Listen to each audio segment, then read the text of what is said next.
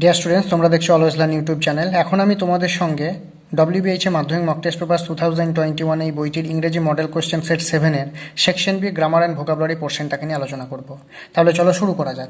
আমি আশা করি দেখতে পাচ্ছ section B grammar and vocabulary 4-এর দাগ দিয়ে শুরু হচ্ছে। শুরু করার আগে আমরা এখানে ইনস্ট্রাকশনে কি বলা আছে সেটা পড়ে নেব। ইনস্ট্রাকশনে যেটা বলছে দেখো, write the correct alternatives to fill in the blanks.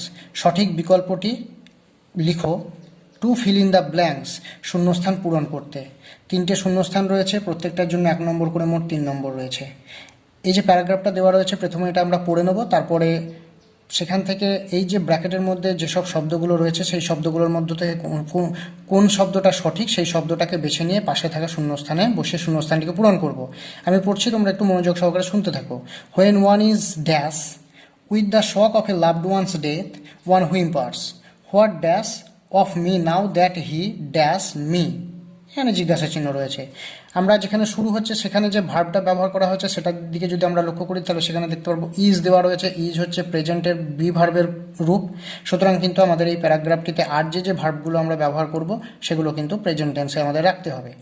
তো দেখো, প্রথমে যেটা দেওয়া আছে, when one is dash with the শক, মানে আঘাত। আঘাত তো কেউ এমনি এমনি পায় না, মানে কোনো কিছু কারণের জন্য পায় বা পাওয়ানো হয়ে থাকে। তো এই ধরনের যখন কোনো কিছু ব্যবহার আমরা করব সেক্ষেত্রে কিন্তু সেটাকে আমরা প্যাসিভে রাখবো। মানে নিজে নিজে তো কেউ আঘাত পেতে পারে না, না, আঘাত পাইয়ে দেওয়া হয়, মানে অপর কোনো একটা ব্যক্তি পাইয়ে দেয়, তো সেটাকে কিন্তু আমাদের প্যাসিভ ফর্ম বলা হয়। মানে যখন কর্তা নিজে কাজটা না করে অন্যের দ্বারা করা হচ্ছে এটা বোঝানো হয়, তখন কিন্তু ভার্বের প্যাসিভ ফর্ম হয়, মানে যেটা ভয়েস চেঞ্জ আমরা করে থাকি। তো এক্ষেত্রে কোনটা হয়ে যাবে? When one is facing with a, শক্ত নয়, হোয়েন ওয়ান ইজ ফেসড, মানে হোয়েন ওয়ান ইজ ফেসিং যদি করে দিই তাহলে যখন কেউ আঘাত পাচ্ছে, মানে মানে নিজে নিজে পাচ্ছে এরকম তো নয়, মানে বা আঘাতের সঙ্গে তাকে মুখোমুখি করানো হচ্ছে। ফেস মানে হচ্ছে মুখোমুখি করানো, মানে when one is facing with shock হবে না, তখন সেক্ষেত্রে হয়ে যাবে হোয়েন ওয়ান ইজ ফেসড, মানে যখন কাউকে আঘাতের মুখোমুখি করানো হচ্ছে, মানে প্যাসিভে রাখতে হবে। Shock of a loved one's death, কারণ কি তার প্রিয় মানুষ মরে যাচ্ছে যখন বা মরে গেল যখন, তখন কেউ একজন আঘাত পেল, তাহলে নিজে নিজে তো আঘাত পেল না, কোনো একটা কারণের জন্য আঘাত পেল। তখন তাহলে যখন কোনো কারণের জন্য কর্তার কোনো ক্রিয়া হবে তখন কিন্তু সেটা মানে অ্যাক্টিভ ভয়েস না হয়ে প্যাসিভ হবে, মানে ভার্বের প্যাসিভ ফর্মটা ইউজ হবে। তাহলে ইজ যদি হয় তাহলে এখানে ফেসিং হচ্ছে না, আবার ফেসও হচ্ছে না, কারণ ফেসটা হচ্ছে ভার্বের মূল ফর্ম, তাহলে এটা হচ্ছে না। আবার আইএনজি ফর্মটাও হচ্ছে না, কারণ এটা আমরা প্রোগ্রেসিভ ফর্মে রাখতে পারবো না, কারণ যেহেতু এখানে প্যাসিভ ফর্ম ইউজ হবে। তো প্যাসিভ ফর্ম ইউজ করতে গেলে এখানে ফেসড হয়ে যাবে। আশা করি বোঝাতে পারলাম, কারণ এই ফেসটা হচ্ছে ফেস ভার্বের থার্ড ফর্ম, আর ইজ এখানে অক্সিলারি ভার্ব হিসাবে ইউজ হয়েছে এবং এটা প্যাসিভে রয়েছে। তাহলে হয়ে গেল কি, when one is faced with the shock of a loved one's death one whimpers, what dash of me. তাহলে এখানে আমার কি হবে, আমরা কি বলি না যখন কেউ মারা যায় তাহলে আমার কি হবে, তাহলে কি হবে বলতে গেলে উইল বিকাম। আশা করি বোঝাতে পারলাম। হবে মানে ভবিষ্যতের কথা বোঝাচ্ছে, আর ভবিষ্যৎকে শ্যাল উইল দিয়ে প্রকাশ করা হয়। তাহলে এখানে হ্যাজ বিকামও হচ্ছে না, আবার বিকামসও হচ্ছে না, কারণ এগুলো কিন্তু ফিউচার টেন্সকে প্রকাশ করছে না। উইল বিকামটা প্রকাশ করছে, তাহলে উইল বিকাম হয়ে যাবে। আর আগেরটাতে ফেসটা বাদ যাবে, ফেসিংটা বাদ যাবে, ফেসটা হবে, সেটা তো আমি টিক দিয়ে দিয়েছিলাম। তো এখান থেকে হ্যাজ বিকাম বাদ গেল, বিকামস বাদ গেল, উইল বিকাম হবে। তাহলে what will become of me now that he dash me, he has left না লিভস। এখানে কিন্তু কি হবে, তাহলে আমার কি হবে, সে আমাকে ছেড়ে চলে গেছে, তাহলে হ্যাজ লেফট হয়ে যাবে। এটা আশা করি বোঝাতে পারলাম। এইভাবে কিন্তু তোমাদেরকে উত্তরগুলোকে করতে হবে। তাহলে what will become of me now that he has left me, সে আমাকে ছেড়ে চলে গেছে, তাহলে আমার কি হবে। এখানে কিন্তু লিভসও নয়, লেফটও নয়, কারণ লেফটটা হচ্ছে পাস্ট ফর্ম, একদমই হবে না। তার কারণ আমরা পাস্ট ব্যবহার করছি না, আমরা প্রেজেন্টের ভার্বগুলো ব্যবহার করছি, যেহেতু আমাদের প্যারাগ্রাফটা ইজ মানে বি ভার্বের প্রেজেন্টের রূপ দিয়ে শুরু হয়েছিল, সেই জন্য কিন্তু আমরা এখানে লেফট করতে পারবো না। আবার লিভসও নয়, হ্যাঁ ছেড়ে চলে গেছে, আমার কি হবে, চলে গেছে, ছেড়ে চলে যায় এরকম তো নয়, কেউ চলে গেল তারপরে ক্রিয়াটা হলো, তার জন্য লিভসও হবে না। আশা করি বোঝাতে পারলাম। এইভাবে কিন্তু তোমাদের করতে হবে। এবার 5-এর দাগের এ থেকে কি বলছে, feel in the blanks with appropriate articles and preposition. এখানে যেসব শূন্যস্থানগুলো রয়েছে সেই শূন্যস্থানে অ্যাপ্রোপ্রিয়েট আর্টিকেল এবং প্রিপোজিশন বসিয়ে পূরণ করতে বলা হয়েছে। 3টে শূন্যস্থান রয়েছে, প্রত্যেকটার জন্য 1 নম্বর করে, মোট 3 নম্বর দেওয়া হয়েছে। প্রথমটা কি বলছে দেখো, we live dash in the big half moon island. তাহলে আমরা কি লিখবো, we live in, we live in the big half moon island. In কেন লিখবো? কারণ বিগ হাফ মুন আইল্যান্ড একটা বড় জায়গার কথা বলা হচ্ছে, কারণ একটা কখন হয়, ছোট জায়গার ক্ষেত্রে হয়, কিন্তু এখানে বিগ হাফ মুন একটা আইল্যান্ড, সেই জন্য আমরা ইন করব। আশা করি বোঝাতে পারলাম। We live at the big half moon island কখনোই নয় in the big half moon island. ছোট জায়গার আগে অ্যাট আর বড় জায়গার আগে ইন। দ্বিতীয় প্রশ্ন যেটা বলছে দেখো, all day long the cat loops dash the house. এই লোপস যদি কোথাও পাও তোমরা, সেখানে অ্যাবাউট করে দেবে, কারণ লোপসের পর সবসময় অ্যাবাউট হয়, এটা অ্যাপ্রোপ্রিয়েট প্রিপজিশন। মানে আগেরটাতে যদি we live at the big half moon island, এটা যদি কোনো সময় হয়েও থাকে, লোপসের পর অ্যাবাউট বাদ দিয়ে অন্য কিছু কিন্তু হবে না, মানে অ্যাবাউটই তোমাদের বসাতে হবে, কারণ লোপস সবসময় অ্যাবাউট নেয়। কিন্তু এই লিভের পরে অ্যাট কখনো কখনো হয়ে থাকে, হ্যাঁ, লিভ অ্যাটও হয়, ইনও হয়। তো সেখানেও যদি মানে কোনো কারণে মেনে নেওয়া হয়, এই লোপসের পর অন্য কোনো প্রিপজিশন কিন্তু কখনোই মেনে নেওয়া হবে না। এটা অ্যাপ্রোপ্রিয়েট এবং এটাকেই তোমাদের ব্যবহার করতে হবে। আশা করি বুঝতে পারলাম। 3 নম্বর, স্বামী রিয়ালাইজড উইথ। এটা তো তোমাদের টেক্সচুয়াল, সবগুলোই টেক্সচুয়াল। স্বামী রিয়ালাইজড উইথ এ সাডার। এ সাডার মানে একটা ঝাঁকুনি। দা সাডার কখনোই বলবো না, আমরা এ দার ব্যবহারটা বলে দিই। এটা আমরা দা ব্যবহার করতাম যদি এই রকম হতো, স্বামী realised with a সাডার that it was Monday morning. তারপরে যদি আবার সাডারটাকে দ্বিতীয়বারের জন্য ব্যবহার করা হতো, ড্যাশ দিয়ে যদি এরকম থাকতো, ড্যাশ সাডার SHUDDER, তখন আমরা কিন্তু লিখতাম দা সাডার। তাহলে প্রথমে যখন কোনো কিছুকে একবার মেনশন করব তখন এ লিখব, আর যখন সেই শব্দটাকেই আবার দ্বিতীয়বার মেনশন করব তখন তার আগে দা লিখব। আশা করি বোঝাতে পারলাম। যেহেতু এখানে একবার রয়েছে তার জন্য এ সাডার করব। আবার কখনো কখনো জেনারেলাইজ করার জন্য কিন্তু দা ব্যবহার করি, কিন্তু এখানে কিন্তু কোনো রকম জেনারেলাইজ করা হচ্ছে না, একটা সাধারণ ম্যাটারকে বোঝানো হচ্ছে, সেই জন্য স্বামী realised with a shudder, with the shudder না। আশা করি বোঝাতে পারলাম। যদি এ নিয়ে কোনো অসুবিধা থাকে অবশ্যই আমাকে কমেন্ট সেকশনে জানাবে, আমি চেষ্টা করবো সেগুলোকে নিয়ে অবশ্যই আলোচনা করে দেওয়ার। দেখো 5 দাগের বি থেকে কি বলছে, ডু অ্যাজ ডিরেক্টেড, করো যেভাবে বলা আছে বা যেভাবে নির্দেশ দেওয়া আছে। 1 নম্বর প্রশ্ন কি বলছে, আই নো হিম, কি করতে বলেছে, make it complex sentence.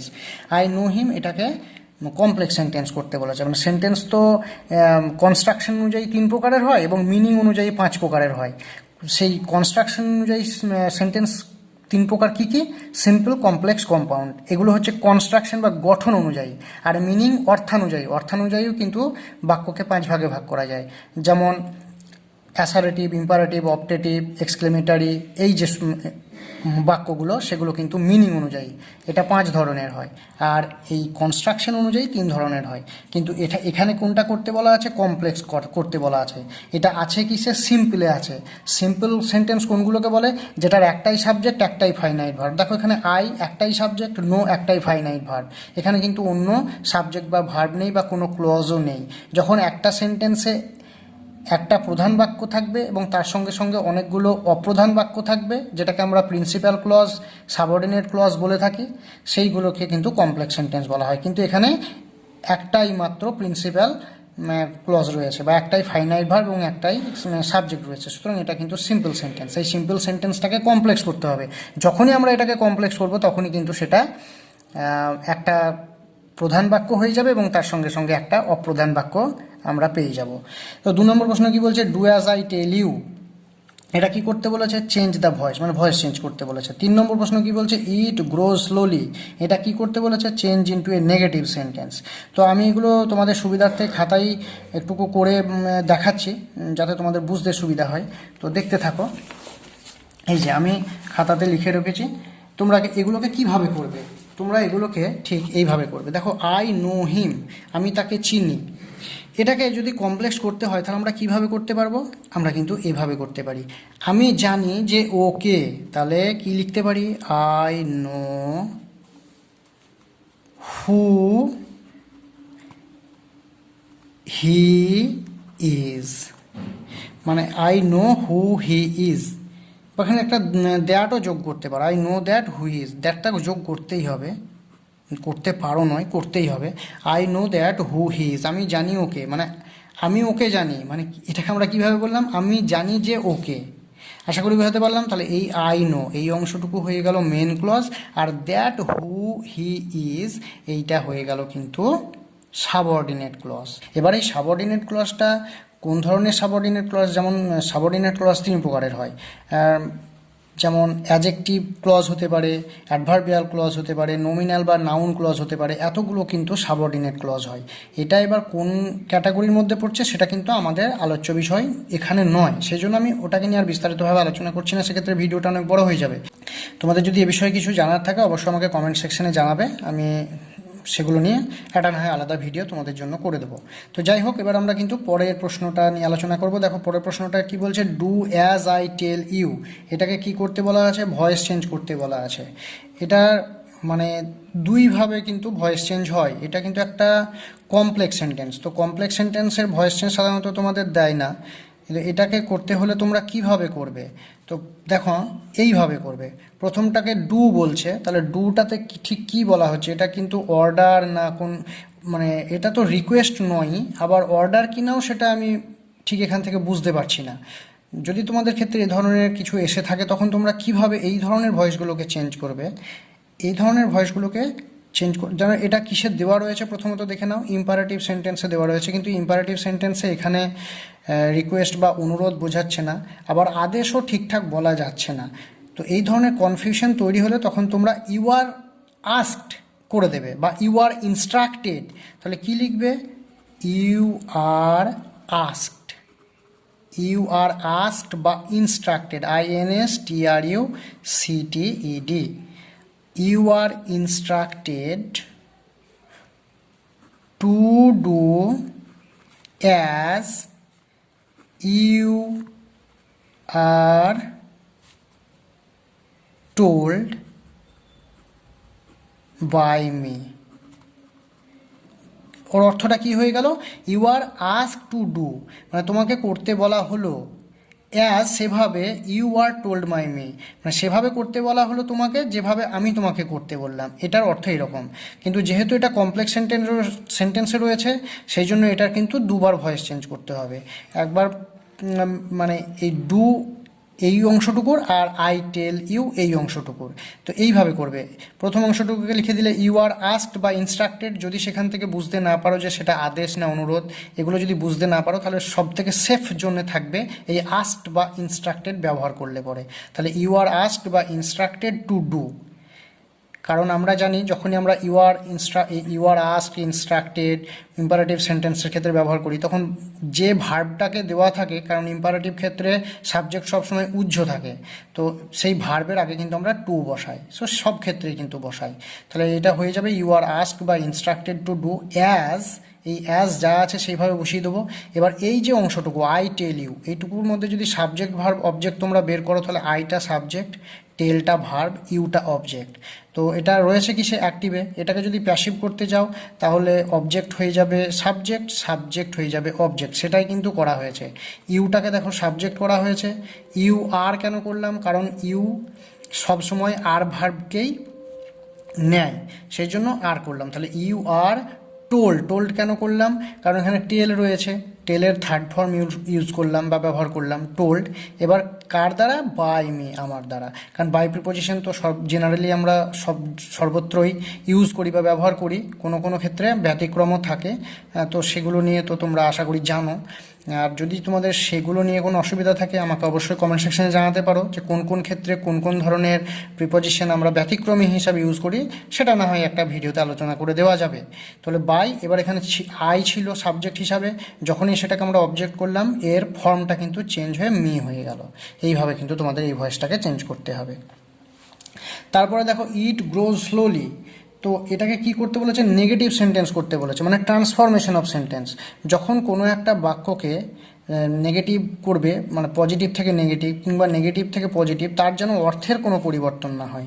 It grows slowly মানে এটা ধীরে ধীরে বাড়ে বা বৃদ্ধি পায়, তো সেক্ষেত্রে আমরা এটাকে কিভাবে মানে এর নেগেটিভ করব যাতে করে এই অর্থটা বজায় থাকে। তো আমরা এটাকে এইভাবে করতে পারি, ইট গ্রোজ স্লোলি, তাহলে আমরা লিখতে পারি it does not grow fast, মানে এটা দ্রুত বাড়ে না, তার মানে ধীরে ধীরে বাড়ে, এইভাবে করতে হবে। কিন্তু সে ভালো ছেলে নয়, তার মানে কি সে খারাপ ছেলে, এইভাবে কিন্তু তোমাদের অর্থ না চেঞ্জ করে পজিটিভ কিংবা নেগেটিভ করতে হবে। তো দেখো এখানে অর্থটা তাই থাকলো, শুধুমাত্র নটের ব্যবহার করে আমরা এটাকে নেগেটিভ করে দিলাম। তাহলে কি হয়ে গেল?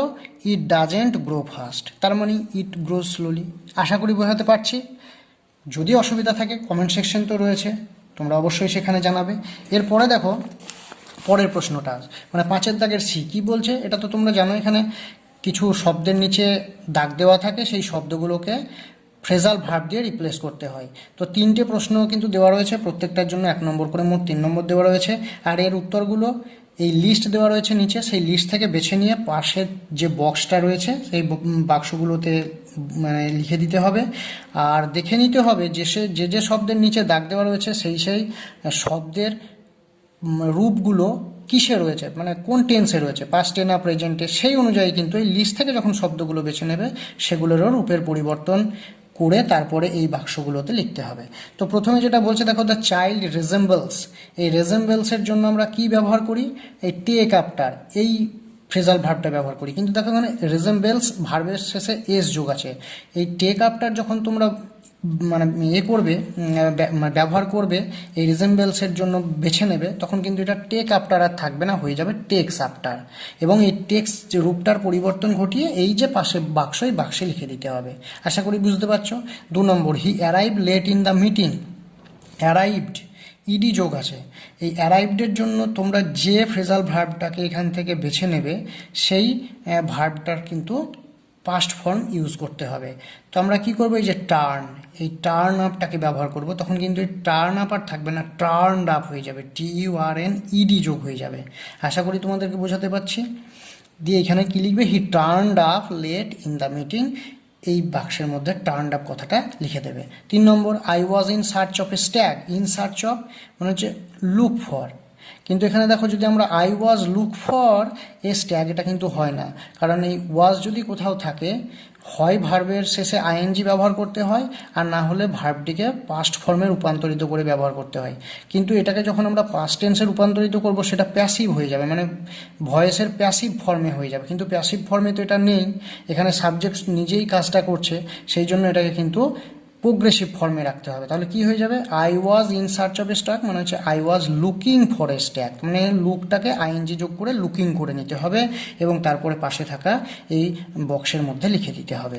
তো আশা করি বোঝাতে পারলাম। আমি তোমাদেরকে একটু লিখে দেখিয়ে দিই। তাহলে প্রথমটা কি হয়ে যাবে, প্রথমটা হয়ে যাবে takes after, TAKES, text AFTER, takes after. আচ্ছা, 2 নম্বর যেটা প্রশ্ন রয়েছে অ্যারাইভড, সেটা হবে turned up, TURNED, turned UP up. আর 3 নম্বর যেটা রয়েছে সেটা কি হয়ে যাবে, looking for, LOOKING, looking FOR। আশা করি তোমরা বুঝতে পারছো, এইভাবে কিন্তু করতে হবে। এরপরে দেখো আরও একটা প্রশ্ন রয়েছে, সেটা হচ্ছে 6 দাগের, মানে 4, 5 হলো। এবার 6 দাগের প্রশ্নতে কি বলছে, মানে 6 দাগের প্রশ্নটা তোমাদের আনসিন পোর্শন থেকে এখানে দেওয়া থাকে, সেট করা হয়। তো আনসিন পোর্শন মানে এখানে বেশ কিছু শব্দ দেওয়া থাকে, শব্দ সমষ্টি বা ফ্রেজও বলতে পারি সেগুলোকে। তো সেই সব শব্দ সমষ্টি বা ফ্রেজের সপক্ষে একটা করে ওয়ার্ড তোমাদের এই আনসিন যে পোর্শনটা দেওয়া থাকে সেখান থেকে বেছে নিয়ে তার পাশে থাকা বাক্সতে লিখতে হয়। তো প্রথমে যেটা দেওয়া আছে দেখো, ভেরি স্মল মানে খুব ছোট, খুব ছোটোকে আমরা ক্ষুদ্র বলতে পারি। আর এই ক্ষুদ্রের জন্য আমরা কিন্তু টেক্সটে একটা মানে আনসিনে একটা শব্দ পেয়েছিলাম টাইনি, এই টাইনটা কিন্তু আমরা লিখে দেবো। তাহলে কিভাবে লিখবো, এই যে ভেরি স্মল রয়েছে এর পাশে টাইনি, এই বাক্সটার ভিতরে টাইনি লিখে দেবো। স্টপড থেমে যাওয়া, সিজড মানেও থেমে যাওয়া। তাহলে স্টপড কথাটাকে আমরা সিজড, এই কথাটা যখন আমরা টেক্সটে পেয়েছিলাম, তো সেটাকে কিন্তু যে আনসিনে যে সিজড কথাটা রয়েছে, এই স্টপড কথাটা সিজড কথাটা একই, এবং এই পাশে থাকা বাক্সতে সিজড কথাটা আমরা লিখে দেবো। এইগুলোর কোনো ট্রিক নেই, মানে অ্যাকচুয়ালি একটা ট্রিক হচ্ছে, এখানে দেখো ইডি যোগ আছে। এবার ইডি যুক্ত শব্দগুলো তোমাদের আনসিন যে টেক্সটটা দেওয়া থাকবে, আনসিনের টেক্সট থেকে খুঁজে বের করতে হবে যে ইডি যুক্ত শব্দ কতগুলো আছে। এবার তার মধ্য থেকে কোনটাই স্টপটের জন্য মানে তোমরা নিতে পারবে, বেছে নিতে পারবে, সেটাই কিন্তু তোমাদের একটুকু মানে জানলে ভালো হয়। হ্যাঁ, তাছাড়া এর অন্য কোনো শর্টকাট ট্রিক নেই যেটা বললে পরে তোমরা খুব সহজে এটা করে দেবে, এরকম কিছু ট্রিক নেই। আর এটাই হচ্ছে তোমাদের গ্রামার পোর্শন থেকে সবচেয়ে কঠিন। এটা যার যত স্টক অফ ওয়ার্ডস বেশি বা যে যত ভালো ইংরেজিটা মানে আনসিনের টেক্সটটাকে ভালোভাবে বুঝতে পারবে তাদের ক্ষেত্রে বেশি সুবিধা হবে। 3 নম্বরটা কি, a window that opens like a door, মানে দরজার মতো খুলে যায় যে জানালা। আমি আগেই বলেছিলাম এটা ওই টেক্সটটা পড়ানোর সময়, আনসিনের যে টেক্সটটা, সেটা যদি সেই ভিডিওটা যদি তোমরা দেখে না থাকো প্লেলিস্টে গিয়ে দেখে নিতে পারো। আমি ওখানে বলে দিয়েছিলাম পড়ানোর সময় যে কেসমেন্ট বলে একটা শব্দ ছিল, সেই কেসমেন্ট শব্দের অর্থ হচ্ছে জানালা যেটা দরজার মতো করে খোলে, এর কথাটা কিন্তু আমি উল্লেখ করে দিয়েছিলাম। তো এটা হয়ে যাবে কেসমেন্ট। 4 নম্বর চায়ারপিং, এই চায়ারপিং আইএনজি যুক্ত শব্দ তোমাদের ওখান থেকে দেখতে হবে। এবার ওখানে আইএনজি যুক্ত শব্দ তুমি অনেক পেতে পারো, এবার তার জন্য কোন শব্দটা উপযুক্ত হবে এটা একটু জানলে ভালো হয়। যেমন চায়ারপিংয়ের জন্য, চায়ারপিং মানে হচ্ছে কিচিরমিচির করা, আবার টুইটারিং মানেও কিচিরমিচির করা। তো এই চায়ারপিংয়ের জন্য যেটা হয়ে যাবে সেটা হচ্ছে টুইটারিং। আমি এবার তোমাদেরকে খাতায় একটুকু লিখে দেখিয়ে দিই। দেখো এখানে দেখো ভেরি স্মল, তোমরা লিখে দেবে টাইনি, টাইনি। তারপরে স্টপড হয়ে যাবে সিজড, CEASED, কারণ এখানে ইডি যোগ আছে, তোমাকে ইডি করতে হবে, যেখানে যেমন থাকবে সেরকম করতে হবে। A window that opens like a door, এটা হবে কেসমেন্ট, CASEMENT, কেসমেন্ট। আর 4 নম্বরটা হচ্ছে চার্পিং, এটা হয়ে যাবে টুইটারিং, TWITTRING। এইভাবে কিন্তু তোমাদেরকে উত্তরগুলো করতে হবে। এখানে কিন্তু বাক্সটা আমি আর করিনি, তোমাদের তো দেওয়াই থাকবে বাক্সটা পাশে পাশে, তোমরা শুধুমাত্র বাক্সের মধ্যে এই শব্দগুলোকে লিখে দেবে। আশা করি বোঝাতে পারলাম। যদি কোনো সমস্যা থাকে অবশ্যই কমেন্ট সেকশনে জানাবে। আপাতত এই পর্যন্তই। খুব ভালো থাকো, সুস্থ থাকো, তোমাদের সঙ্গে পরবর্তী কোনো একটা ভিডিওতে আবার দেখা হবে।